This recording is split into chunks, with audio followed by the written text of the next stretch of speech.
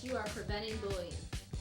I try to talk to my students at the very beginning of the school year every year, just telling them that they can come to me if someone is bothering them.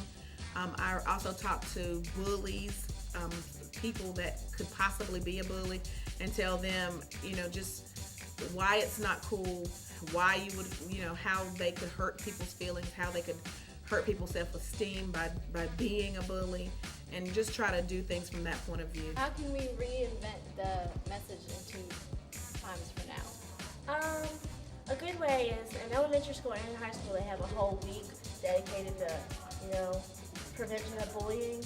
And in elementary school they also use art, and they have a phrase called stomp out bullying. And then in high school they use more of the consequences to bullying, such as suicide and depression. So just making them aware of the consequences using that whole week is a good way to relay the message. It's awesome. How popular is the topic of bullying as of now? I don't really like to think of it as being popular. I think it has become the latest buzzword. And many times it's misinterpreted. People want to label many things as bullying when it's actually not the true definition of bullying. Just because someone doesn't want to play with you today at recess, it's not truly bullying. Right. And I think that a true bullying is when it's repeated behavior, and it's not because it's not if someone won't play with you. It's if you personally feel violated or you personally feel threatened. Right. That's the key. So, and it's not just among children; it's among adults as well. True. Well, what can we do to raise more awareness on the topic? I mean, October is Bully Awareness Month, but what can we do as a community, as leaders, to continue the awareness of bullying other than just the month of October? Right.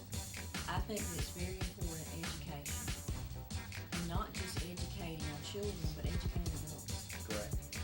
Many times adults have those tendencies to treat other adults or people they see in Walmart, see in the neighborhood, with that type of behavior. And we've got to realize that our children are like sponges. They're going to mimic the role models they have in their life. Correct. And unfortunately, not all of our children have positive role models that we wish they did have. Right. So there we have to, as far as people that do interact with children, whether it be in a daycare, whether it be in school settings, or whether it be at church, we have to be that positive role model for those children, letting them know, how this makes others feel, why what they're doing is wrong. Right. So the biggest key is not punishment. The biggest key is education. This is education. How can we prevent kids or people from being targets of bullying? I think a lot of that is home and school connection. Home, making sure that we raise children who are confident in themselves, have good feelings about themselves. School, we often teach the kids to be resilient. No matter what comes their way, they have the confidence to carry themselves and be problem solvers. And also just being assertive in their feelings, in their decisions, in their actions. And then that way, maybe we will lessen the chances of them being bullied. What is the difference between conflict and bullying?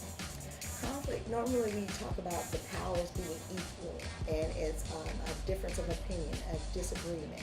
That's what we break it down. And sometimes it could be one time or a few times, and then we can solve it.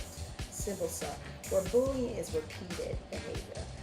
Usually it's unequal in power. Someone's more powerful than the other.